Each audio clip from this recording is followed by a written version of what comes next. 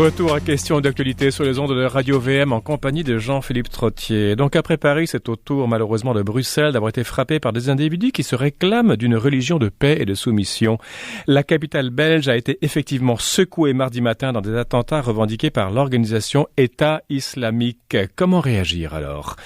Mathieu Bocoté affirme qu'il est impératif de nommer l'ennemi, d'évoquer le terme honni de guerre et de retrouver des réflexes autres que pacifistes. Il soutient même qu'on ne peut que souhaiter que ces agressions à répétition contre des villes et des pays au cœur de la civilisation européenne réveillent leur instinct civique pour l'instant endormi. Mathieu, bonjour. Bonjour. Donc vous avez écrit un texte sur votre blog du Journal de Montréal au ton extrêmement martial. On peut comprendre pourquoi.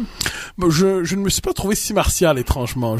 Mais j'ai l'impression que dans une société où devant les attentats de Bruxelles, la première réponse consiste à afficher une photo de Tintin qui pleure ou d'une frite qui fait un doigt d'honneur aux islamistes. J'ai l'impression que le simple fait de rappeler que la guerre existe, que la guerre et que la violence est constitutive de l'histoire, c'est un fait anthropologique, que la guerre est l'expression politique de cette violence et qu'il faut, lorsque quelqu'un nous la déclare, mieux vaut la faire que faire semblant que rien ne se passe. J'ai l'impression que lorsqu'on nomme le fait qu'il n'y a pas toujours une solution de paix possible et qu'il faut prendre les moyens nécessaires, qui sont des moyens militaires, des moyens de renseignement, eh bien, il suffit dans une époque comme la nôtre de dire cela pour avoir donné l'impression d'avoir un ton martial. Et j'ai l'impression que c'est ce que certains m'ont dit, alors que mon sentiment était tout simplement que la réalité ne peut plus être esquivée. Et j'ajoute une chose. Lorsqu'on est en guerre, il faut savoir qui est l'ennemi. Or, quand j'entends des gens nous dire « nous sommes en guerre contre le terrorisme », je suis fasciné. Le terrorisme n'est qu'un moyen. Le terrorisme n'est qu'un instrument. Le terrorisme c'est pas une inspiration. N'est qu'une arme. Le terrorisme n'est pas en guerre contre la démocratie. Le terrorisme est un instrument dans les mains de l'islamisme, de l'islam radical, pour casser et pour humilier, pour déstructurer, pour pousser à la guerre civile les sociétés occidentales. Alors, nommons au moins l'ennemi, l'islamisme. Quand je dis martial, j'ai pas dit mauvais. Oh, j'ai bien compris. Ce que je veux dire, c'est que oui, votre ton est beaucoup plus tranché et vous nommez l'ennemi. Vous parlez du fanatisme des enragés d'Allah et vous lui opposez le laxisme mollasson des sociétés occidentales.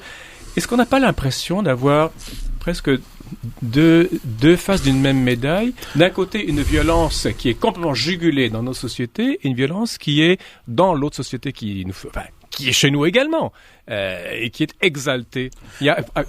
Là, je prends un peu de hauteur, si vous voulez. Je ne suis plus politicien, politique, mais j'ai l'impression qu'il y a vraiment deux. Je comprends cet argument, j'y ai souvent réfléchi, mais je ne crois pas que nous sommes devant les deux faces d'une même médaille. Je crois que nous sommes devant deux phénomènes distincts. C'est-à-dire l'affaiblissement du corps civique dans les sociétés occidentales. Qu'appelez-vous ça?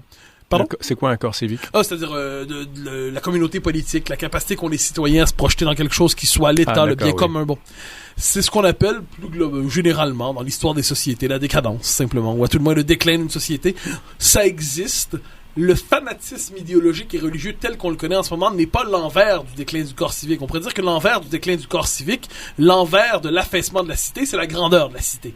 Ça, devant quoi on se retrouve, c'est un phénomène tout autre, c'est-à-dire une forme de fanatisme absolument intraduisible d'ailleurs dans les termes de la pensée politique occidentale contemporaine. C'est juste. Incompréhensible. Et là, ça nous oblige à... Donc là, on cherche à comprendre ça, à l'expliquer en plus avec la logique pénitentielle hyper critique qui domine l'esprit occidental contemporain aussi. Donc on se demande qu'est-ce qu'on leur a fait pour qu'ils nous en veulent autant. Et on en arrive toujours à cette conclusion. À l'origine de l'islamisme, il y a probablement l'islamophobie. Si les jeunes français, entre guillemets, ou belges, entre guillemets, décident de prendre les armes contre le pays qui est officiellement leur, pour le pousser à la guerre, avec un désir absolument meurtrier, c'est que nous leur avons probablement fait quelque chose. On refuse de penser la possibilité que l'autre ne soit pas toujours souriant, que l'autre, quelquefois, soit dans une logique de guerre ouverte et de guerre d'extermination. Je veux bien, Mathieu Bocoté. Évidemment, permettez-moi cette image un petit peu bancale et simpliste, mais un organisme, et par ses propres divisions internes, par certaines failles dans son système immunitaire, est une porte ouverte pour des virus qui viennent attaquer. Hein? La première chose à faire, c'est de prendre des antibiotiques et pour éradiquer le virus, etc. Mais il y a aussi un comportement de cet organisme. Je veux dire, accuser le virus, c'est une chose, mais il y a également identifier certains comportements occidentaux qui sont à l'origine, mais pas seulement à l'origine, je veux dire, ça se fait à deux, ça. Je vous écoute et j'ai l'impression depuis je vous lis tous les jours évidemment, que oui, l'islamisme est l'ennemi. Il faut le nommer, il faut le combattre, ça on est d'accord là-dessus. Ça n'empêche pas qu'on puisse également faire un travail de... pas de pensée critique, mais de dire qu'est-ce qui est arrivé dans la dynamique des blocs de civilisation. Je ne crois pas un seul instant que nos sociétés soient à l'abri de la critique. Je pense qu'elles sont critiquées de tous bords, tous côtés. Et beaucoup trop. Elles sont critiquées vues de gauche, elles sont critiquées vues de droite, pour le dire ainsi. Tout le monde la critique. Et c'est la mode. Oui, et je dirais que donc je ne suis pas fermé à une réflexion, par exemple, sur la faiblesse spirituelle de nos sociétés, sur leur difficulté à donner quelque chose comme une figure d'absolu pour les jeunes esprits à la quête. Sur leur hypocrisie aussi. Oui, bien sûr. Écoutez, vous avez des régimes politiques qui font... toute société est hypocrite à bien des égards. C'est le principe même de l'ordre social, c'est qu'il y a une distance entre les idéaux dont ils se réclament et les institutions qui cherchent à le traduire, ces idéaux. Le problème, c'est que l'Occident a exporté son hypocrisie. On fait affaire avec des régimes musulmans qui sont très peu recommandables. En même temps, on a des discours droits de l'homiste. Alors, on est en pleine contradiction face à nous-mêmes, et l'autre s'engouffre dans cette contradiction. Je suis d'accord pour l'idée que nous sommes en contradiction avec nos propres principes. Je crois que par exemple, les rapports avec l'Arabie Saoudite, c'est un bon exemple de tout cela. Ça, sans problème, je suis prêt à mener cette critique. Cela dit, je ne veux pas faire de lien de cause à effet. Ce que vous ne faites pas, parce que certains font en disant, nos politiques engendre inévitablement une violence dont nous sommes finalement responsables. Oui, les islamistes sont innocents de tout, quoi. Et ben voilà. Et moi, j'aimerais évidemment. Une chose. Ils ont la dignité d'êtres humains, de faire le bien et le mal. Et j'ai envie de répondre à cela parce qu'il faut à un moment donné, ou quand j'entends par exemple une formule un peu étrange, on nous dit tout cela en fait révèle la puissance corrosive et négative et empoisonnante de la religion. La religion, bien franchement, je ne sais pas exactement ce que c'est. Je connais les religions. Et ce que je sais, c'est que ce n'est pas l'aile radicale des chevaliers de Colomb qui a attaqué hier Bruxelles. Et ce n'est pas en disant « Sainte Marie, Mère de Dieu, priez pour nous pauvres pécheurs qu'on se fait exploser », mais en disant « Allahu Akbar ». Alors, je vois cela. Oui. Je ne veux pas... Alors, ça ne veut pas dire, évidemment, et ça, il faut le répéter inévitablement, ça ne veut pas dire que ça concerne tous les musulmans. Loin de là, l'islamisme n'est pas l'islam. Mais il n'en demeure pas moins qu'il faut nommer l'islamisme, qui est une pathologie de l'islam, et l'islamisme n'est pas une pathologie de l'orthodoxie. C'est pas une pathologie de l'hindouisme, c'est pas une pathologie du shintoïsme. Il faut être capable de nommer les choses. Mais nommer les choses exige dans notre société où il y a des gardiens, des distributeurs de contraventions idéologiques qui disent, vous dites islamisme, je répondrai islamophobie. Eh bien, quand on est dans cette logique-là, il n'est plus possible de parler librement. Que pensez-vous de la logique de Sven Marie, qui est l'avocat qui va défendre Salah Abdeslam? Il défend bec et ongle l'état de droit. Alors, il devient procédurier pour défendre son client. Il en a défendu d'autres également. Encore une fois, on est en pleine contradiction, parce qu'il utilise les armes de l'état de droit et de la démocratie pour se retourner contre cette démocratie au nom de grands principes. Vous avez absolument raison sur cette contradiction. Ça, je vois très bien alors votre réflexion. Je comprends ce que vous voulez dire. Je crois que l'islamisme a fait la preuve qu'il était possible d'instrumentaliser les droits de l'homme contre les sociétés occidentales. Voilà. Ça, on le voit incroyablement, et pas seulement l'islamisme d'ailleurs, mais les revendications islamistes ont su se traduire dans nos sociétés par le langage des droits de l'homme. Tout à fait. Et on le voit dans les demandes les plus banales, celles qui ne sont pas violentes, mais qui touchent quelquefois au désir de ségrégation sexuelle, et on le voit jusque dans la situation que vous évoquez. Et on oublie une chose, c'est que nos sociétés ne sont pas que droits de l'homme. Elles sont aussi culture, elles sont mémoire, elles sont liens politiques, elles sont héritage culturel, elles sont liens social.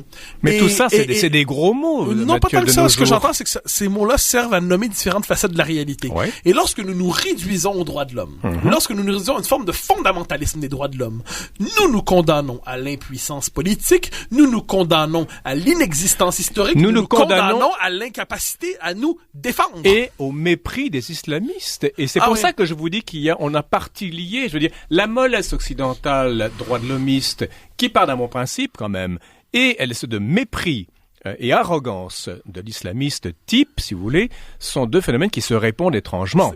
Je comprends très bien. C'est-à-dire, de ce point de vue, vous connaissez ce que j'appelle ma preuve par De Gaulle ou ma preuve par Churchill. C'est-à-dire, lorsque je vois la Deuxième Guerre mondiale, voilà deux hommes, et Roosevelt aussi. Ils ont défendu les droits de l'homme. Ils ont défendu la démocratie. Ils ont défendu les libertés. Mais ils n'ont pas défendu que cela. Les droits de l'homme étaient intégrés de manière organique à une civilisation qui les transcendait, en un sens. Et je crois que c'est cette capacité à reconnecter les différentes facettes de notre civilisation, donc facettes spirituelles, facettes politiques, facettes mémorielles, facettes juridiques. C'est en reconnectant tout cela qu'il sera possible d'équilibrer les différentes facettes de la cité. Mathieu, vous êtes ambitieux parce que vous prenez en fait, vous parlez en fait de la question de l'unité dans une civilisation. Je parlerai plus prosaïque. On y tend asymptotiquement. On y touche, mais par tangente. Je parle pour l'instant simplement de réconcilier partiellement ce qui est exagérément distendu ou exagérément dispersé. C'est-à-dire, je ne crois qu'aucune société n'est parfaitement intégrée. Il y a toujours un principe qui pèse plus que d'autres. Et je ne suis pas de ceux qui m'en désolent. Ça fait partie de la condition humaine. Nous vivons l'idéal d'une cité pleine, homogène, absolument sphérique. Une cité qui serait imperméable à tout, absolument cohérente. Ce serait terrifiant. C'est ça l'islamisme. Oui, bien sûr. C'est l'aspiration à l'absolu sur Terre. C'est la connexion directe avec le divin. C'est l'absolu sur Terre. C'est terrifiant. Alors moi, je suis très libéral sur ça. Je crois que l'être humain est fondamentalement imparfait. Ça donne une cité imparfaite, mais il y a différents degrés dans l'imperfection. Et me semble-t-il qu'on serait capable d'être un peu moins imparfait. Un peu moins imparfait. Est-ce que cela passe par penser l'impensable? J'ai l'impression que dans nos cultures, depuis 70 ans, on a été, l'Occident... comment dirais-je, on a fait face à deux idéologies absolument néfastes au XXe siècle. L'Occident a été dévitalisé et si vous voulez, c'est inventé, c'est créé un cocon de sécurité depuis 70 ans en disant plus jamais la guerre. Et à force de dire plus jamais la guerre, l'idée disparaît et on ne sait plus quoi faire. Et c'est pour ça que la violence qu'on devrait avoir, ou de la réaction humaine qu'on devrait avoir face à ce qui vous explose en pleine face, on n'est pas capable de contenir cette réaction qu'on porte en nous-mêmes et on la transforme en compassion, en amour, en humanitarisme, etc. La philosophie politique occidentale, depuis la fin de la Deuxième Guerre mondiale, a fonctionné à la censure du tragique. C'est-à-dire, le tragique n'était plus une catégorie indépassable de l'expérience humaine, c'était un moment de l'histoire humaine que nous avions enfin dépassé. Et... d'une certaine manière, j'envie terriblement les générations qui ont vécu dans ce monde qui se croyait délivré du tragique, qui n'avait pas la guerre comme horizon, qui croyait à la prospérité universelle et à l'abondance inévitable. Ça devait être merveilleux quand même. Mais le fait est que c'était une parenthèse délicieuse, une parenthèse dorée, une parenthèse qui sentait les roses, mais une parenthèse qui s'est terminée, une parenthèse qui s'est fermée.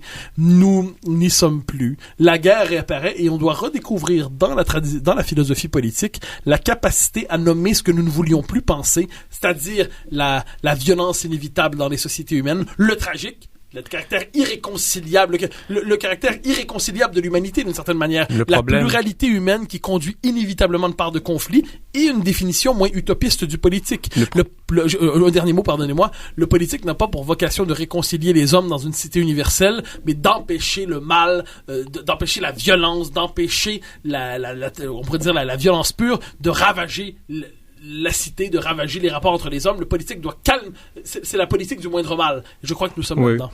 Ce qui m'inquiète, Mathieu Bock-Côté, c'est que le lien traditionnel avec le passé, le lien mémoriel, a été tellement étiolé depuis 70 ans que comment va-t-on refaire le joint avec la pensée ancienne, 19e siècle, pas si ancienne que ça, mettons 70 ans et plus, si on en a déjà, on peut en avoir le souvenir intellectuel, le souvenir rationnel, on peut en parler, mais est-on capable d'assumer, en l'absence d'une tradition, quand la transmission a été coupée, comment voulez-vous ressusciter toutes ces pensées de naguère et les actualiser aujourd'hui autrement que dans une réponse barbare? Les circonstances nous obligent à redécouvrir ce qui était oublié. Je veux bien, mais comment?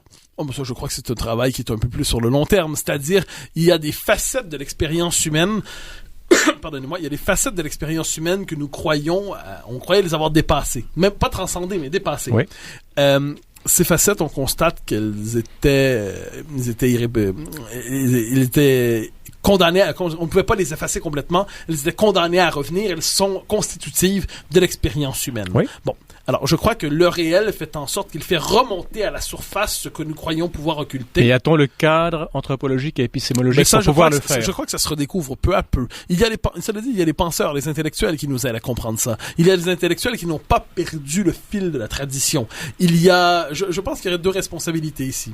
Il y a la responsabilité de l'État qui est responsable de s'occuper de dont on ne veut pas s'occuper, mais qui est pourtant indispensable. Les services de sécurité, des choses comme ça. L'existence même des services de sécurité dans un État témoigne de la conscience du fait qu'il peut y avoir des moments tragiques où la violence et la force sont nécessaires. Par ailleurs, pour ce qui est des intellectuels, il y a une tradition de pensée qui a gardé un contact intime avec ses références à la finitude, cette méditation anthropologique sur le politique. Oui, quelques solitaires ici et là. Oui, mais ça forme pas une société. Mais je crois que les circonstances vont nous obliger à renouer avec cette part du monde qui n'était évidemment pas valorisée en temps de paix, mais qui sont cette part du monde qui est constitutive de l'existence humaine. Alors, je dis, ça va remonter à la surface, et je pense à Julien Freund, ce grand philosophe français qui disait, on peut pendant longtemps, dans une identité, disait-il, ou une tradition, on peut pendant longtemps être en déshérence, peut-être oublié. Il suffit qu'il en reste un élément, un grain, pour qu'elle puisse renaître si les circonstances y sont favorables. Un peu comme une patate avec ses rhizomes, non? Je n'aurais pas fait cette comparaison. Moi, je suis très bio, vous savez. Mais je constate ça. Julien Freund et la patate. Et Julien Freund et la patate. Freund veut dire ami en allemand, donc ami de la patate. Mathieu Bock-Côté, dernière question. L'Europe est tentée par, évidemment, les contrôles aux douanes, etc. Est-ce que, l'espace Schengen de libre circulation des biens et tout ça, et des personnes, a beaucoup de plomb dans l'aile. La crise des migrants s'envenime. Dans tout ça, c'est la fin de l'Europe, telle qu'on la connaît depuis quelques années. C'est probablement la fin de l'Europe qui était pensée comme utopie droit de l'homiste. Mais ce n'est certainement, mais l'Europe comme utopie droit de l'homiste était fondée sur la censure de la civilisation européenne. C'est le paradoxe de l'Europe que plus elle se construisait et plus elle devait se désubstantialiser. Eh bien, probablement que c'est le retour de l'Europe qu'annonce une crise comme celle-là, si ça ne vire pas à la catastrophe. C'est-à-dire l'Europe, pour renaître, pour redéfendre ses libertés, pour défendre ses frontières, pour défendre ses principes, l'Europe doit plonger dans son expérience historique, sa tradition et son histoire. L'Église peut y aider? L'Église catholique est un élément constitutif de la civilisation européenne. Je ne vois pas pourquoi elle ne serait pas utile à sa manière. Avec le pape actuel? Vous savez, l'Église ne se réduit pas à son pape actuel. Vous répondez sans répondre. Comme un jésuite, diriez-vous? Comme un jésuite, n'est-ce pas? Merci infiniment pour ces propos, Mathieu Bock-Côté. Alors évidemment, on vous réécoute dans la semaine prochaine. Joyeux Pâques à vous, à vos proches. De même. Vous allez faire le Vendredi Saint, vous allez faire pénitence, carême et tout? Non. Bon, ça a le mérite d'être honnête dans une radio chrétienne. Merci beaucoup. Écoutez, au moins vous dites la vérité. J'ai un rapport culturel au catholicisme. Pour ce qui est de la foi et la pratique, on verra un autre jour. Bon, écoutez, vous serez l'objet de toutes mes prières, de toutes mes sollicitations ce week-end. Merci beaucoup, Mathieu. Au grand plaisir.